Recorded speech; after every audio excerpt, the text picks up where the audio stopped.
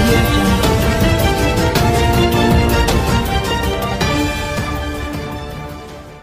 Bollywood sensational director Ram Gopal Varma ఇటీవల తెరకెక్కించిన web series God sex and truth పెద్ద వివాదాన్ని రేపిన సంగతి తెలిసిందే.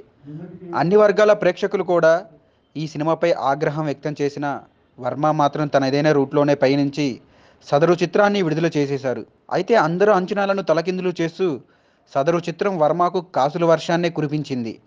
ఇష్టమున్నవారు మాత్రమే తన చిత్రాన్ని చూస్తారని, ఇష్టం లేని వారు అసలు తన సినిమా పోస్టర్లను కూడా చూడాల్సిన అవసరం లేదంటూ తనదైన వాదనను వినిపించిన వర్మ వెబ్ ఆధారిత చిత్రం కావడంతో ఇతరులు కూడా పెద్ద ఎత్తున నిరసనలు తెలియజేయడానికి వీలు లేకుండా పోయిన విషయం కూడా మనకు తెలిసిందే.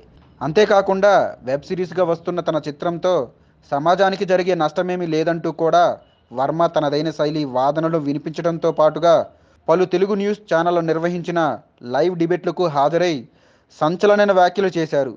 ఈ క్రమంలో ప్రముఖ సామాజిక ఉద్యమకారిణి దేవిపై ఆయన అనుచిత వ్యాఖ్యలు కూడా చేశారు. దీంతో బగ్గుమన్న దేవి నేరుగా పోలీసులను ఆశ్రయించి వర్మపై కేసు పెట్టేశారు. దేవి ఫిర్యాదు ఆధారంగా వర్మపై 2 కేసులు నమోదయ్యాయి. వాటిలో ఒకటి సెక్స్ ప్రధానాంశంగా చిత్రాన్ని తెరకెక్కించడం అయితే రెండోది మహిళలపై ఆయన అనుచిత వ్యాఖ్యలు చేయడం. ఈ 2 కేసులను బుక్ చేసిన హైదరాబాదు సిసిఎస్ పోలీసులు విచారణకు రావాల్సిందిగా ఇదివరకే వర్మకు నోటీసులు జారీ చేశారు.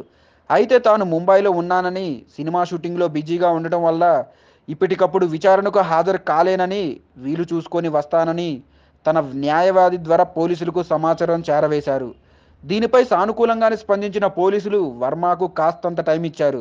నిర్దేశిత సమయం ముగిసిందని భావించిన పోలీసులు మరోమారు వర్మకు నోటీసులు పంపారు. ఈ దఫా విచారణకు హాజరు కాకపోతే అరెస్టు వారెంట్లు జారీ చేస్తామని హెచ్చరించడంతో వర్మ దిగిరాక తప్పలేదు. ఈ నేపథ్యంలో కాసేపటి క్రితం తన న్యాయవాదిని వెంటేసుకుని వచ్చిన వర్మ సిసిఎస్ పోలీస్ స్టేషన్ లోపలికి వెళ్ళారు.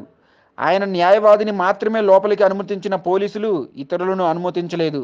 విచారణకు వెళ్ళిన వర్మ అరెస్ట్ అవుతారా, లేదంటే ఎలా వెళ్లారో అలాగే బయటకు వస్తారా అన్న అంశం ఇప్పుడు ఆసక్తి రేకెత్తిస్తుంది.